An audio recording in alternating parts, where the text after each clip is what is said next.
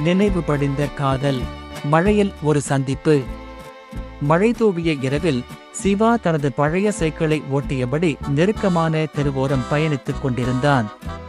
திடீரென ஒரு பெண்ணின் குடையை அவரது சைக்கிள் தட்டிவிட அவன் சைக்கிளை விட்டு இறங்கினான். சாரி, தெரியாம இடிச்சிட்டேன் என்றான். பரவால்ல, நீங்க பார்த்து போங்க என்றாள் அவள். சரிங்க சாரிங்க என்று புறப்பட ஆரம்பித்தவன் திடீரென திரும்பி, உங்க பேரு என்ன என்றான். அவள் சிரித்தாள். என் பெயர் மாதவி. காதல் மலர்ந்தது. மாதவியின் ஆழ்ந்த பார்வைகள், அவள் பேசும் மென்மையான குரல், அவள் புரியாத சிரிப்புகள் அனைத்தும் சிவாவை மயக்கியது. சில நாட்களில் இருவரும் அடிக்கடி சந்திக்க தொடங்கினர். உன் கனவு என்ன? ஒரு நாள் கேட்டாள் மாதவி. ஒரு கதை எழுதி அதில் உண்மையான காதலை காட்ட வேண்டும். நீண்ட நாட்களுக்கு பிறகு ஒருவன் காதலை எழுத்தாக வடிக்க நினைக்கிறான். அதுவே காதலுக்கான சிறந்த மறுபிறவி. அவளின் வார்த்தைகளை நேசித்தான். அவரது காதல் ஆழமாகி போனது. திருப்பம். ஒரு நாள் மாதவி அழைத்தாள். நாளைக்கு ஒரு முக்கியமான நாள். நமக்கு மட்டும் இல்ல, எங்கள் வீட்டிற்கும். அவன் குழப்பத்துடன் கேட்டான், எதற்காக? மாதவி சொன்னாள், என் திருமணம். உடனே சிவாவின் இதயம் பிளந்தது. என்ன சொல்ற என்றான். நீயும் வா.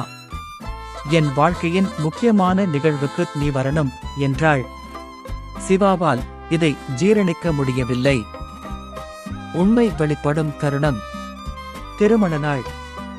மாதவி மணமகள் ஆடையில் அழகாக விளங்கினாள். சிவா அமைதியாக நடந்து கொண்டே அவள் அருகே சென்று மெல்ல நின்றான். ஏதாவது சொல்லணுமா என்றாள் மாதவி. ஆமாம், காதல் எப்போதும் ஒன்று சேர்வதற்காக இருக்காது. சில நேரம் பிரிவும் ஒரு அழகான வடிவம் என்றான். நீ காதலித்ததா? திருப்பி கேட்டாள் மாதவி. ஆமாம், ஆனால் அது என் வாழ்வில் இருக்க முடியாது.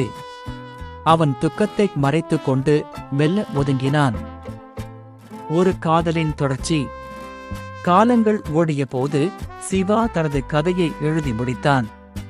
அந்த கதையில் ஒரு நிஜம் இருந்தது. அது அவனின் காதல். அது புத்தகமாக வெளிவந்த போது முதல் பிரதியை மாதவிக்கு அனுப்பினான். அவள் வாசித்து கடைசி பக்கத்தில் எழுதியிருந்த அவரது வரிகளை படித்தாள். காதல் ஒருபோதும் முழுமையடைவதில்லை. அது ஒரு நிழலாக எப்போதும் வாழும்.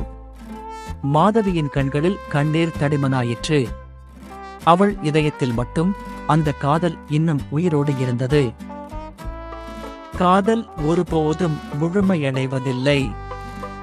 அது ஒரு நிழலாக எப்போதும் வாழ்ந்து கொண்டே இருக்கும்.